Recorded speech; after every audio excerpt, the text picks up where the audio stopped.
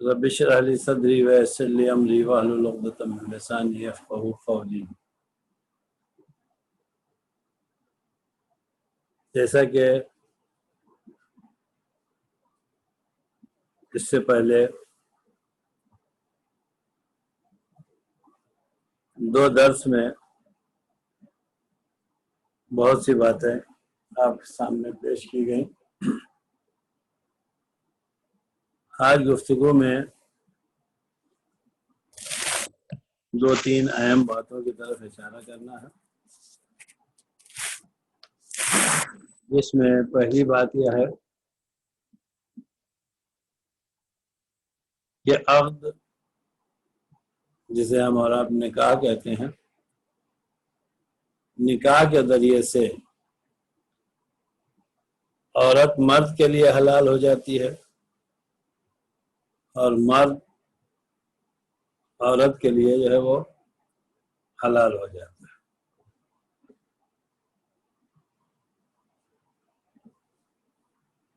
یہ وہ قسم ہے کہ جس کے 2 حصے ہیں، جو کل تفصیل سے گزر گیا کہ ایک مرتبہ یہ عقد دائم ہوتا ہے اور دوسری مرتبہ اسی عقد کو جو ہے وہ عقد متع یا عقد غیر دائم۔ لیکن ابتدائے اسلام میں عورت کے حلال ہونے کا ایک طریقہ اور ذریعہ اور تھا، جو اس وقت بہرحال کسی حالت سے عقد کے علاوہ درست اور صحیح نہیں۔ وہ طریقہ یہ تھا کہ جب ہمارا نبی مکے میں پیدا ہوا، پیدا ہونے کے بعد مبعوث برسالت ہوا، اس سے پہلے جو جاہلیت کا زمانہ تھا، اس زمانے میں انسان 2 حصوں میں بٹا ہوا تھا۔ ایک قسم انسانیت کی تھی، آزاد انسان، اور دوسری قسم انسانیت کی تھی، غلام انسان۔ اب اگر کوئی انسان غلام ہے تو اگر وہ مرد ہے تو اسے اردو میں غلام کہا جاتا ہے، اور اگر وہ عورت تھی تو اس کو کنیز کہا جاتا ہے۔ لیکن چونکہ ائمہ اہل بیت علیہ السلام نے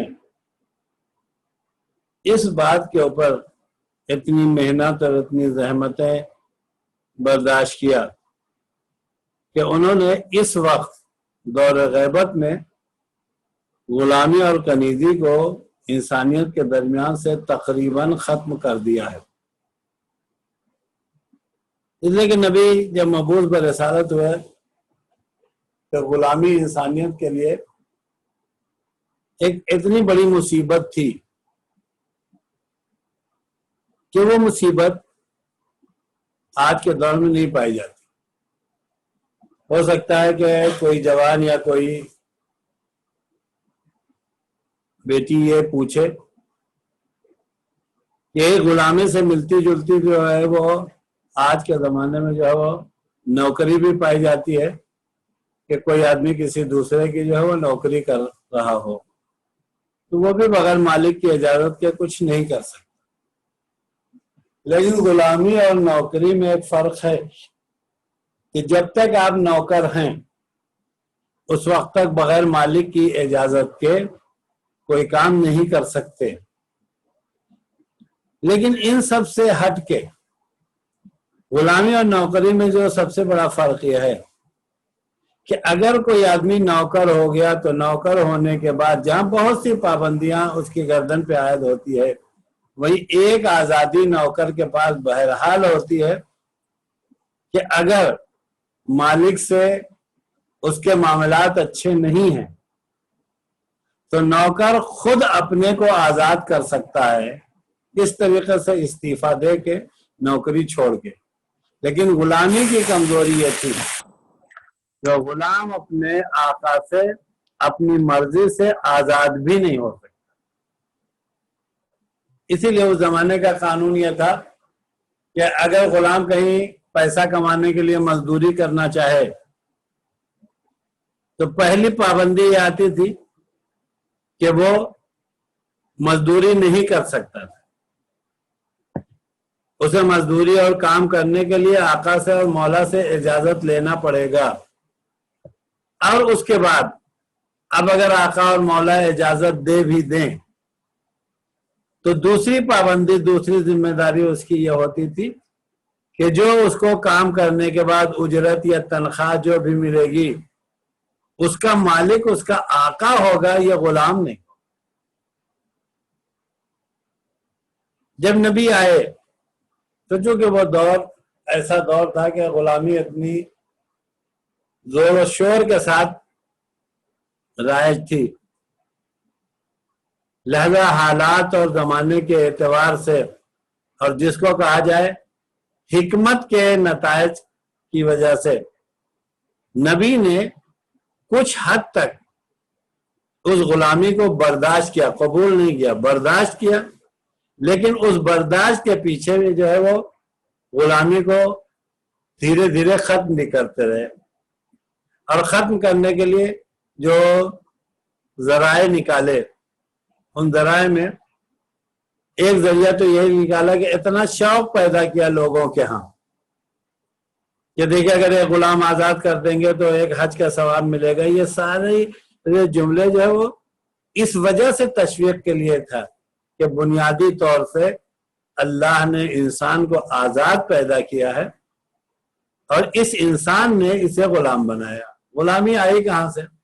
جاہلیت کے دور میں، بلکہ جاہلیت کے دور سے پہلے عیسائیت اور یہودیت کے ادوار میں بھی کہیں نہ کہیں غلامی کا تذکرہ پایا جاتا ہے.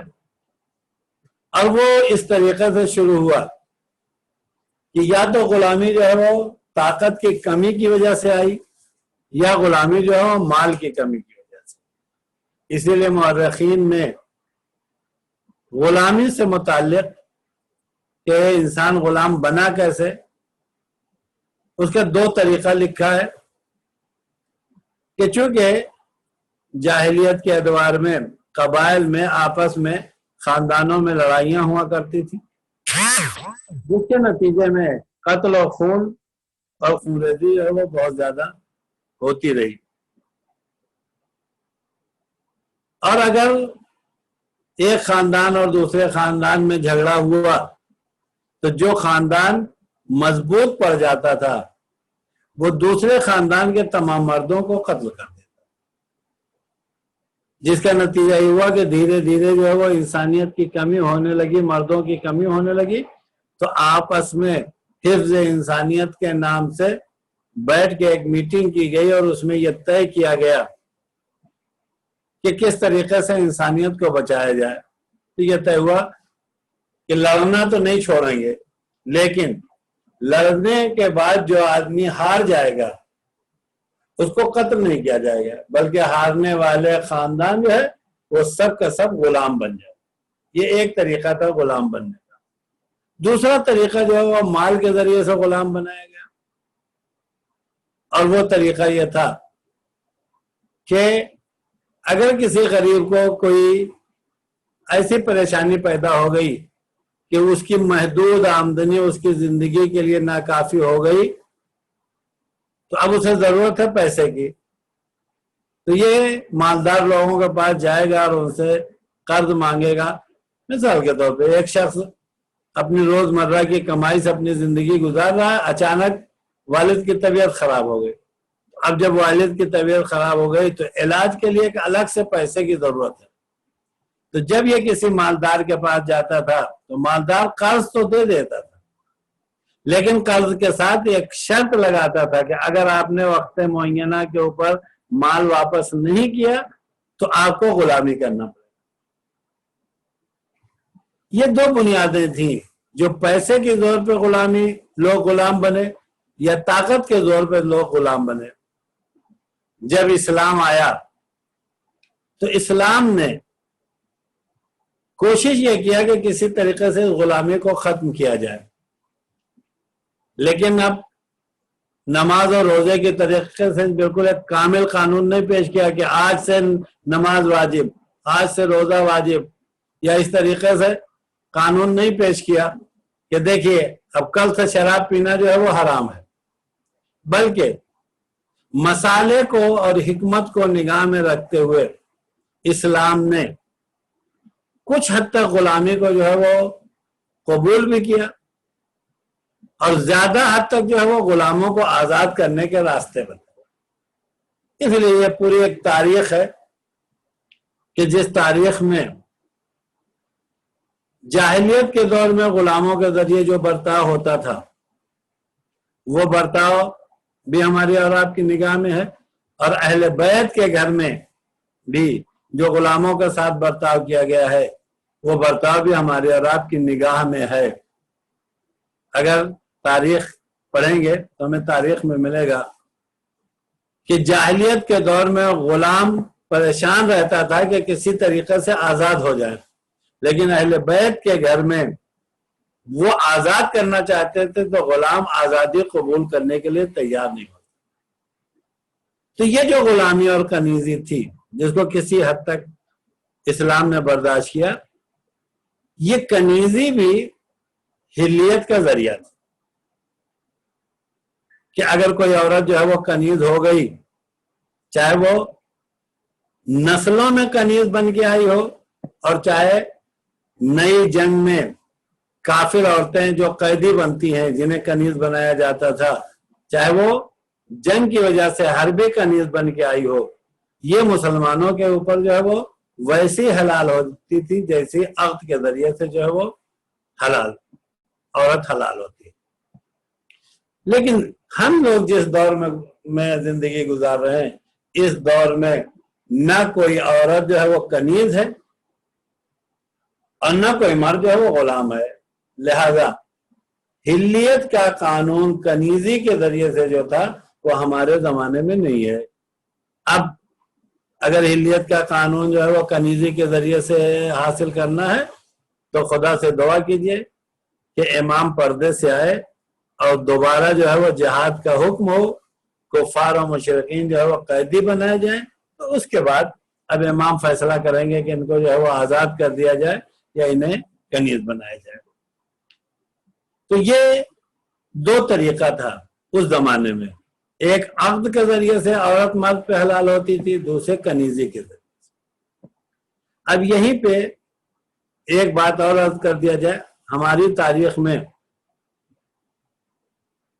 بہت سی عورتیں ایسی ہیں جو ہمارے ائمہ کی والدہ بھی ہیں، اور ان کے لیے جو وہ کنیزی کا الفاظ بھی تاریخ میں ملتا ہے، لیکن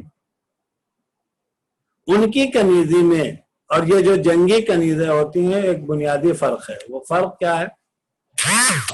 تو جو جنگ کے ذریعے سے عورت جو ہے وہ قیدی بنائی جاتی تھی اور کنیز ہوتی تھی، اس سے شادی والے تعلقات پیدا کرنے کے لیے اب الگ سے عقد کی ضرورت نہیں، لیکن جہاں تک میں نے پڑھا ہے اور خود علامہ جوادی نے ساری کنیز امام کی ماؤں کے بارے میں جو لکھا ہے، وہاں ایک چیز بہرحال ملتی ہے، وہ یہ کہ جیسے جناب شہربانو ہیں وہ کنیزی کے لباس میں تو آئی ہیں، تو اگر وہ والی کنیزی ہوتی جو جنگ والی کنیزی ہے تو پھر امام حسین سے جناب شہربانو کے عقد کا تذکرہ نہیں ہونا چاہیے، لیکن مولا کائنات نے صیغہ عقد جاری کر کے یہ بتا دیا کہ وہ کنیزیں جو جنگ میں جیتی جاتی ہیں اور اس کے بعد ان سے وہ مردوں پہ حلال ہوتی ہیں وہ الگ ہیں، اور جو مصلحت کی بنیاد پہ کنیزیں آئیں اور آنے کے بعد وہ معصومین کے ازدواج میں آئیں وہ الگ ہیں۔ یہ ایک مسئلہ بہرحال آپ سب کے ذہن میں ہونا چاہیے۔ تو اب حلال ہونے کا جو یہ دور ہے صرف ایک ہی ہے، وہ ہے عقد کے ذریعے سے عورت مرد کے لیے حلال اور جائز ہوتی ہے۔ اب دوسرا سوال یہ پیدا ہوتا ہے کہ اس کام کے لیے عقد کے لیے ہم عقد کیسے کریں؟ ایک مسئلہ، دوسری بات یہ ہوتی ہے کہ عقد کے ذریعے بھی کیا ساری عورتیں جو ہے وہ حلال ہیں، یا اس میں بھی پابندی لگائی گئی ہے کہ کچھ عورتوں کو اسلام نے مردوں کے لیے حلال کیا ہے اور کچھ عورتوں کو اسلام نے جو ہے وہ مردوں کے اوپر جو ہے وہ حرام قرار دیا۔ اسی حرام قرار دینے کا ہماری زبان میں ایک لفظ استعمال ہوتا ہے، وہ لفظ یہ ہے کہ یہ محرم ہے اور یہ نامحرم ہے۔ تو اسلامی نقطۂ نگاہ سے جو عورت محرم ہے اس سے شادی نہیں ہو سکتی، اور جو عورتیں نامحرم ہیں انہیں عقد نکاح کے ذریعے سے جو ہے وہ حلال بنایا جاتا۔ اب محرم عورتیں کون کون ہیں اور کس کس طریقے سے محرمیت آتی ہے وہ بھی بعد میں۔ آج کے سبق میں سب سے پہلی چیز کہ ہم عقد کیسے کریں، تو عقد کے لیے جو سب سے پہلی چیز ضروری ہے کہ عقد کے لیے صیغہ کا ہونا ضروری ہے۔ اگر کوئی صاحب یہ چاہیں یا کوئی عورت یہ کہے کہ ہم راضی ہیں آپ کے ساتھ رہنے کے اوپر، تو اس راضی ہونے سے جو ہے وہ حلیت نہیں آئے گی۔ یا آپ لوگوں نے دیکھا ہوگا ایک نکاح نامہ بھرا جاتا ہے، اگر عورت اور مرد دونوں کے طرف سے جو ہے نکاح نامہ بھر کے پیش کر دیا جائے تو نکاح نامہ بھرنے سے جو ہے وہ عورت مرد کے اوپر جو ہے وہ حلال نہیں ہوگی، مرد عورت کے اوپر حلال نہیں ہوگا، بلکہ ضروری ہے کہ عورت کی طرف سے جو ہے وہ ایجاب کیا جائے یعنی صیغہ پڑھا جائے، اور مرد کی طرف سے جو ہے وہ قبول کیا جائے۔ اسی لیے رضا کے ذریعے سے اور نکاح نامے کے ذریعے سے جو ہے وہ حلیت نہیں ہے۔ اب جب صیغہ پڑھنا ضروری ہے، اب دوسری پریشانی یہ پیدا ہوتی ہے کہ پڑھے گا کون؟ تو اس میں اسلام نے سب سے پہلے اجازت دیا ہے خود شادی کرنے والے کو کہ لڑکی اپنا نکاح خود پڑھ لے اور لڑکا جو ہے وہ قبول کرے۔ لیکن چونکہ ہم جس سماج میں رہتے ہیں اس سماج میں ابھی تک نہ ہم نے دیکھا ہے نہ آپ لوگوں نے دیکھا ہوگا کہ کسی لڑکی نے جو ہے وہ خود سے اپنا حق پڑھا ہو۔ لیکن اگر لڑکی جو ہے وہ خود سے اپنا حق جو ہے وہ پڑھنا چاہے تو وہ پڑھ سکتی ہے۔ کوئی صاحب یہ نہ سوچیں کہ نہیں عورت خود سے کیسے نکاح پڑھے گی یا مرد خود سے نکاح۔ لیکن اگر خود سے نہیں پڑھ سکتی ہے تو پھر اب دوسرا طریقہ یہ ہے کہ کسی کو وکیل بنائے۔ اب وکیل بنانے میں بھی کئی صورتیں ہیں۔ ایک آدمی کو لڑکی کی طرف سے وکیل بنا دیا جائے اور ایک آدمی کو جو ہے وہ لڑکے کی طرف سے وکیل۔ اب کوئی صاحب پوچھیں کہ 2 عدد مولانا صاحب اگر نہیں مل رہے ہیں تو کیا کریں؟ کہہ رہے ہیں ہاں اگر 2 عدد مولانا صاحب نہیں مل رہے ہیں تو ایک ہی مولانا جو ہے وہ لڑکی کی طرف سے بھی صیغہ جاری کر سکتے ہیں اور لڑکے کی طرف سے۔ یہاں پہ ایک بات جس کا تعلق جو ہے وہ مسائل سے کم ہے اور خطابت سے زیادہ ہے، وہ یہ کہ پروردگار عالم نے پہلے ہی دن جب مرد اور عورت کو پیدا کیا تو تخلیق میں خدا نے اتنا بیلنس اور اعتدال برتا کہ عورت یہ نہیں کہہ سکتی کہ مرد کو پیدا کرنے میں میرا کوئی کارنامہ ہے، اور نہ مرد یہ کہہ سکتا ہے کہ عورت کو پیدا کرنے میں میرا کارنامہ ہے۔ آپ پوچھیں گے وہ کیسے؟ وہ اس طریقے سے جس طریقے سے خدا نے جناب آدم کو اپنے ہاتھوں سے، خود قرآن مجید کہتا ہے خلق تو بیدیا، میں نے آدم کو اپنے دونوں ہاتھوں سے بنایا۔ جس کا مطلب یہ ہے کہ آدم کے پیدا ہونے میں جناب حوا کا کوئی کارنامہ، کوئی دخل نہیں ہے، اور اسی طریقے سے جناب حوا کے پیدا ہونے میں جناب آدم کا کوئی دخل نہیں ہے۔ تو اب تخلیق کے اعتبار سے آدم اور حوا دونوں برابر، ہاں اس کے بعد آدم کا مرتبہ وہاں سے آگے بڑھتا ہے جہاں سے پروردگار عالم نے آدم کو نبی بنایا اور حوا کو نبیہ نہیں بنایا، اس لیے کہ یہ نظام پروردگار ہے کہ نظام پروردگار میں نہ کوئی عورت نبی اور رسول بن سکتی ہے اور نہ کوئی عورت جو ہے وہ امام بن سکتی ہے، لیکن چونکہ قانون چلانا ہے اور بہت سے قوانین ایسے ہیں کہ جس میں بغیر عورت کے وہ قانون جو ہے وہ نہیں پھیلایا جا سکتا، اسی لیے قانون کو چلانے کے لیے پروردگار عالم نے پوری تاریخ انسانی میں بہت باکمال عورتوں کو پیدا کیا، لیکن پوری تاریخ نساء میں صرف 2 عورتیں ہیں جن کو پروردگار عالم نے جن کے انتخاب کے لیے کہ خود اپنی کنیز منتخب کیا اور جن کے پاک و طاہر ہونے کا نبی خود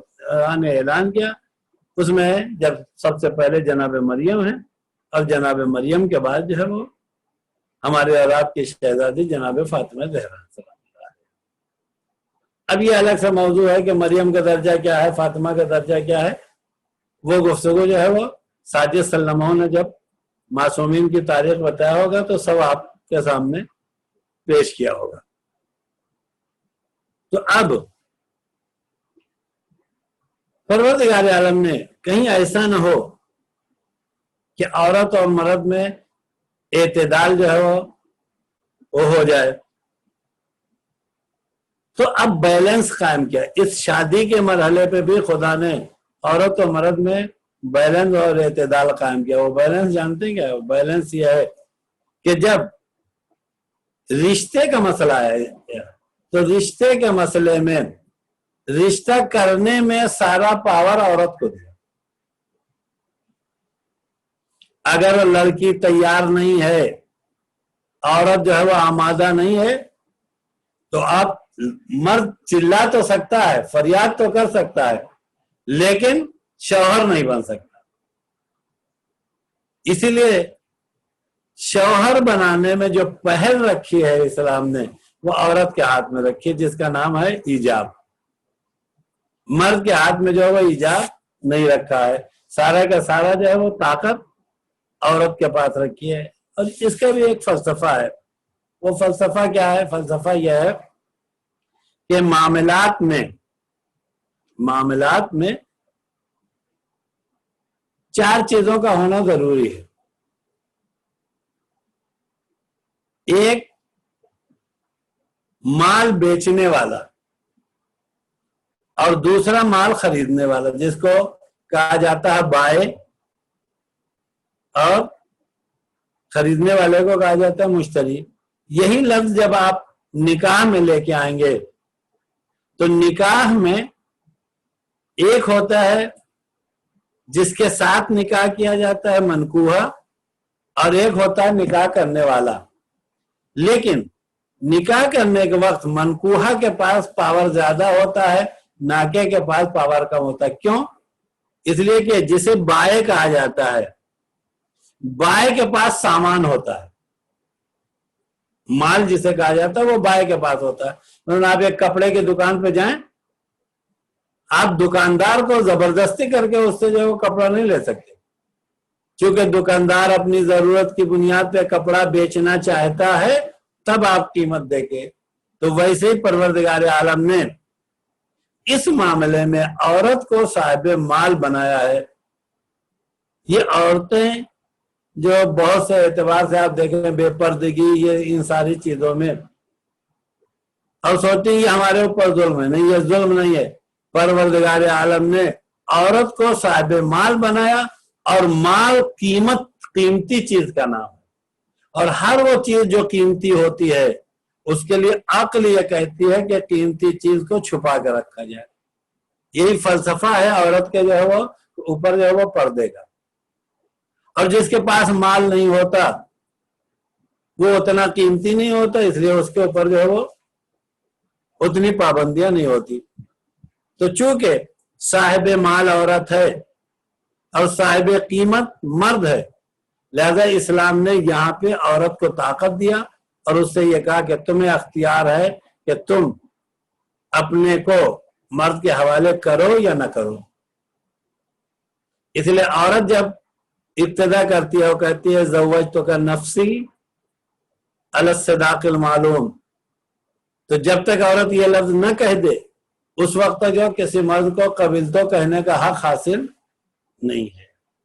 تو یہاں پہ پروردگار عالم نے عورت کو فوقیت دیا اور مرد کو جو ہے وہ عورت کا پابند بنایا کہ وہ انتظار کرتے رہیں کہ اس کی طرف سے جو ہے زوجتو کا لفظ آئے تب جو ہے آپ قبلتو کہیں. لیکن اس کے بعد باریکی دین کی یہ ہے کہیں ایسا نہ ہو اس اختیار کے بعد عورت جذبات کے رو میں جو ہے وہ بہہ جائے اور بہنے کے بعد مرد پہ ظلم ہونے لگے. لہذا جب علیحدگی کا مسئلہ آیا تو علیحدگی کے مسئلے میں سارا اختیار دین نے مرد کے پاس رکھا ہے، عورت کے پاس نہیں رکھا.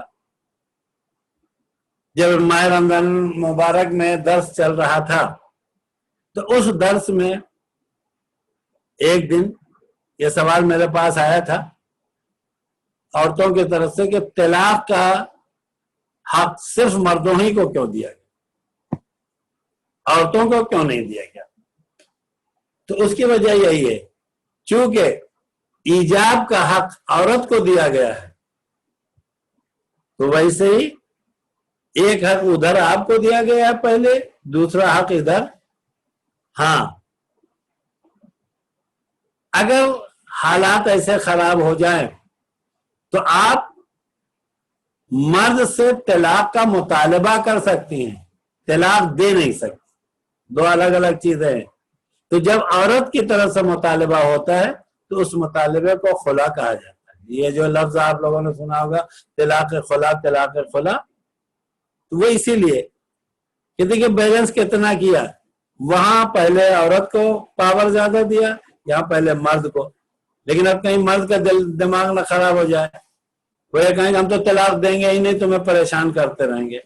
تو اب فوراً دین نے اور مذہب نے عورت کو بھی پاور دے دیا، کہا کہ دیکھو تمہیں یہ حق حاصل ہے کہ تم ان سے مطالبہ طلاق کر سکتے.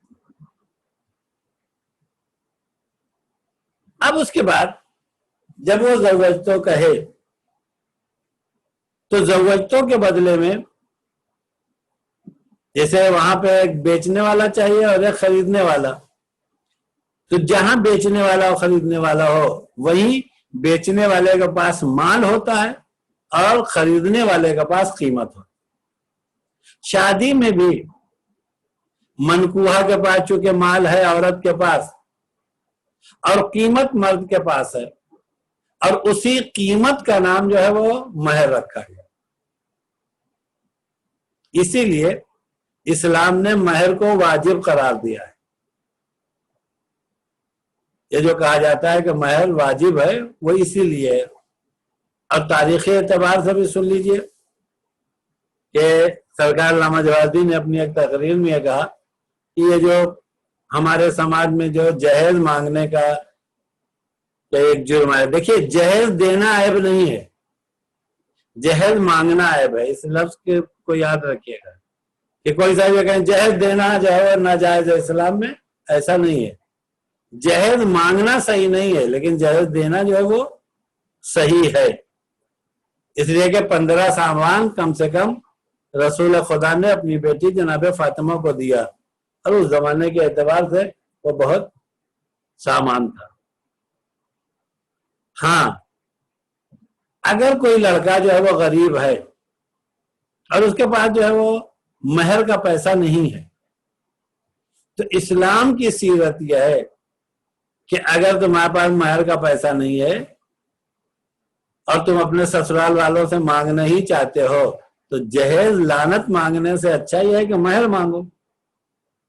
اور تاریخ میں اس کی مثال موجود ہے کہ جب رسول اللہ نے عقد کیا تو رسول مالی اعتبار سے اتنے مالدار نہیں تھے اور جس سے عقد ہو رہا ہے وہ عورت مالی اعتبار سے ملکۃ العرب تھی، عرب کی شہزادی پیسے کے اعتبار سے تھی.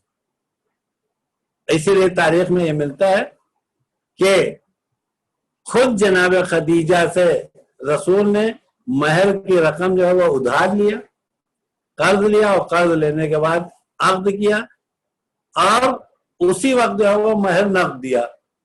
हमारे यहाँ हमारे घर की जो है वो औरतें भी समझाती हैं, पहले ही दिन से बेटियों को समझाना शुरू करते हैं, और सारे लोगों को एक वाली हदीस याद है कि अगर तुमने अपने शौहर का महर माफ कर दिया तो तुम्हारा दर्जा बुलंद हो गया। कोई ये नहीं समझाता शौहर को कि अगर तुमने जो है महर दे दिया तो एक वाजिब अदा हो गया। ये कोई साहब नहीं समझाते। लिहाजा मर्द की जिम्मेदारी है कि वो वाजिब की अदायगी की फिक्र करे, मुस्तहब से छूट हासिल करने की फिक्र ना करे। तो अब जब ये रिश्ता तय हो जाए और अक्द हो जाए दोनों तरफ से कि औरत जो है वो ईजाब करे और मर्द जो है वो कबूल कर ले, तो मर्द के ऊपर जो है महर वाजिब हो जाएगी। और दूसरी चीज, इस अक्द के जरिए से जो महर के ऊपर वाजिब होती है, महर के अलावा वो दूसरी चीज वाजिब होती है, औरत का नानो नफका। अच्छा, ये लफ्ज सुनते सुनते हम लोग के नान नान नान, तो नान की तो फारसी में जो है वो तर्जुमा मिल गया, नान का मतलब रोटी। ये नफका क्या चीज? तो इस नफके में वसात पाई जाती है। इसलिए कि जब आप औरत को उसके बाप के घर से रुखसत करके अपने घर ले जा रहे हैं, तो नफके के ज़िम्मे आप ये नहीं कह सकते उससे कि तुम जो है वो आसमान के नीचे रहो। आपको उसको रहने के लिए जो है वो मुनासिब जगह देना पड़ेगी। जब आप उसको अपने घर से लेके जा रहे हैं, बाप के घर से, तो आप उससे ये नहीं कह सकते अरे जो फटा चिटा है वो पहनो। आपकी जिम्मेदारी है कि आप मुनासिब लिबास का जो है वो इंतजाम करें। और उसके बाद जब अपने घर से लेके गए तो आपकी जिम्मेदारी है कि उसके खाने पीने का मुनासिब इंतजाम करें। इसीलिए मैं लफ्ज़ मुनासिब की कैद लगा। तो दो जिम्मेदारी मर्द की है, एक महर की अदायगी और दूसरे जो है वो नानो नफका।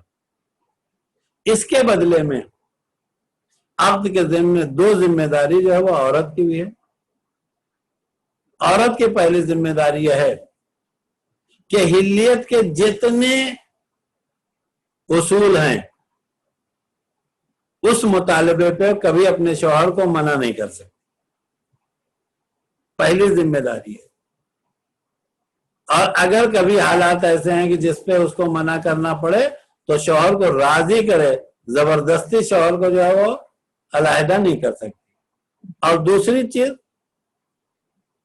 बगैर शौहर की इजाजत के, चाहे वो इजाजत निकलते वक्त ले या शौहर उसे इजाजत कुल्ली तौर से दे दे के, देखिए आपको जब कभी अपने बाप के घर जाना हो, मजलिस जाना हो, मातम जाना है, आपको इजाजत है मेरी तरफ, तो इस इजाजत को इजाजत फहवाई कहा जाता है। आज जब आप घर से निकलने लगी तब आपने अपने शौहर से नहीं पूछा, लेकिन आपको यकीन है कि हम जहां जा रहे हैं, जब हमारे शौहर को मालूम होगा तो हमारे शौहर इजाजत दे देंगे। इस इजाजत का नाम है इजाजत फरमाई। दो जिम्मेदारी मर्द के ऊपर है, एक महर की अदायगी, दूसरे नानो नफका, और दो जिम्मेदारी औरत के ऊपर है। ये कानून इस्लाम है। चूंकि अक्द मुस्तहब है, लिहाजा हर मुसलमान लड़के और लड़की की जिम्मेदारी है कि पहले कानून इस्लाम मालूम कर ले, और जब कानून इस्लाम मालूम हो जाए और जब पाबंदी का जज्बा पैदा हो जाए तब अक्द ज़व्वजतो कहे। और जब पाबंदी का जज्बा पैदा हो जाए, महर की अदायगी की ताकत और नानो नफका पैदा हो जाए, तब मर्द जो है वो कबिल तो कहे। बाद में आप ये नहीं कह सकते अरे ये कौन सा जुर्म है कि हम उनके लिए जो है वो रोटी खाने पीने का भी इंतजाम करें, पहनने का भी इंतजाम करें, जो है वो रहने का भी इंतजाम करें, ये तो हमारे ऊपर जो है वो जबरदस्ती है। ये जबरदस्ती नहीं है, ये जबरदस्ती का ऐलान पहले कर दिया गया है। अब अगर आपको ज़ौजा चाहिए तो पहले इस जबरदस्ती के लिए हालात फराहम कीजिए तो शादी कीजिए। किसी ने नहीं कहा आपसे कि आप जबरदस्ती शादी कर लीजिए। और यहाँ एक बात और जो तर्जुल मसाइल में नहीं मिले, वो ये कि बहुत से लोग जो है हम जैसे چھوٹے موٹے مولوی سے سن کے اپنی طرف سے فیصلہ کر لیتے ہیں کہ دیکھیے عید بقرعید ایک جوڑا کپڑا دینا ہے، ایک جوڑا، تو سال میں 6 مہینہ پہ 2 جوڑا کپڑا ہو گیا۔ کھانے کا جب مسئلہ آیا تو اپنی طرف سے حساب لگانا شروع کیا کہ دیکھیے ہفتے میں 1 مرتبہ گوشت کھلا دیں گے۔ اس کے بعد کہنے لگے کہ دیکھیے ایسی جگہ رکھیں گے کہ جہاں پنکھا نہ لگا ہو۔ یہ ساری باتیں جتنی آپ طے کر رہے ہیں یہ باتیں ایسی ہیں کہ جو بدلتی رہتی ہیں۔ جانتے ہیں کیوں؟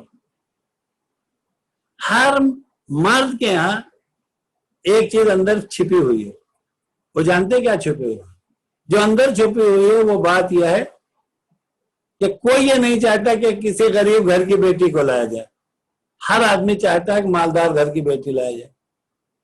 تو میں سارے مردوں سے کہتا ہوں اگر مالدار گھر کی بیٹی چاہیے تو اس سے پہلے یہ سوچ لیجئے کہ اب تمہارا نان و نفقہ بھی مالدار ہونا چاہیے، اس لیے کہ اگر تم کروڑ پتی باپ کی بیٹی لے کے آؤ گے جو اے سی میں رہتی ہے اور تمہارے پاس جو ہے وہ گھر میں پنکھا بھی نہیں ہے تو آپ کہیں گے نہیں ہمارے اوپر پنکھا لگانا واجب نہیں، تو پنکھے والی اور اے سی والی عورت کو کیوں ڈھونڈ کے لے آئے؟ کسی ایسی عورت سے شادی کیا ہوتا جس کے ابا کے گھر میں پنکھا نہ ہوتا۔ آپ کہنے لگے ہم تو 6 مہینے میں جو ہے وہ 1 جوڑا کپڑا دیں گے، 6 مہینے میں 1 جوڑا کپڑا دیں گے، لیکن بیوی تو خرید کے لے کے آئے جو مہینے میں جو 6 جوڑا کپڑا پہنتی ہے۔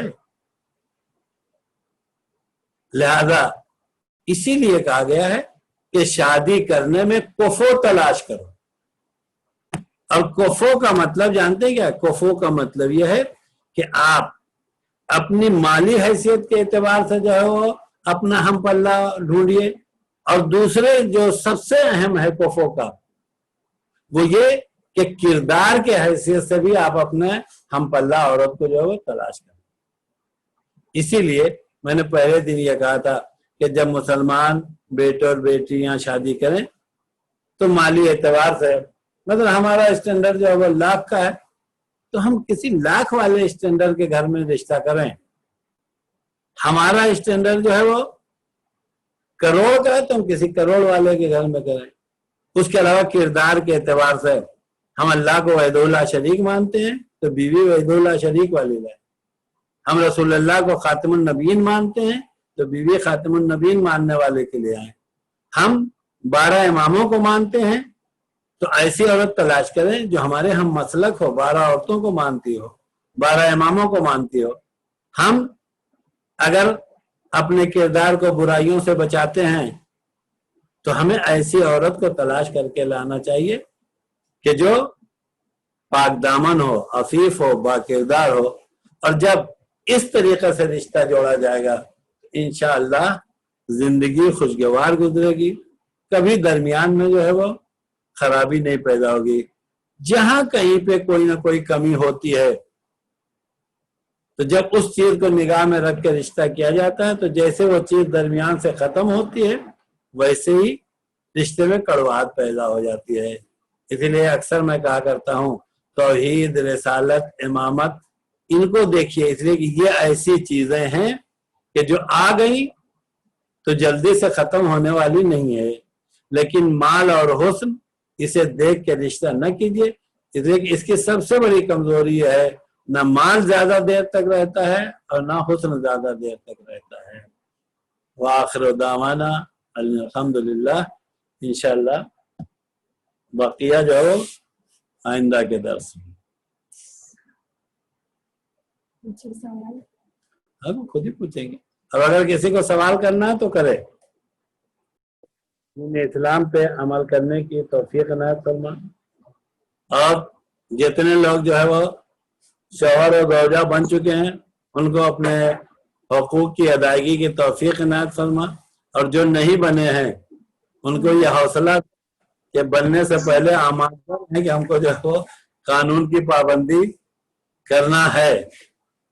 ان سب کے علاوہ جو لوگ ہمارے درمیان سے نہیں ہیں ان کی مغفرت فرما، ان کو محمد و آل محمد کے ساتھ محشور فرما۔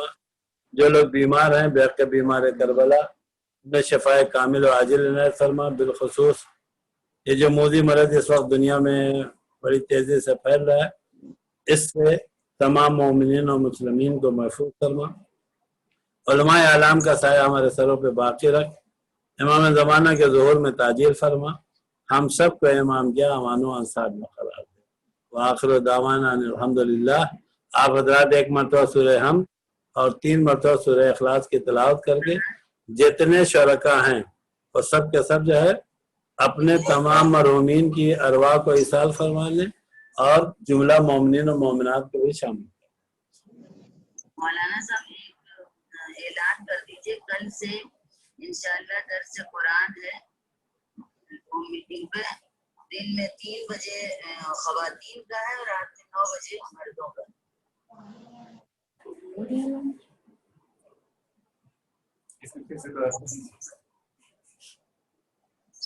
اس کی اطلاع کر دی جائے گی. قرآن کون پڑھائے گا؟ خواتین میں خواہ رباب پڑھائیں گی، مردوں میں مولانا طاہر صاحب. ہاں ویسے اب ہم اسی لفظ کو دوہرا دے رہے ہیں، وہ اعلان تو ہو چکا ہے.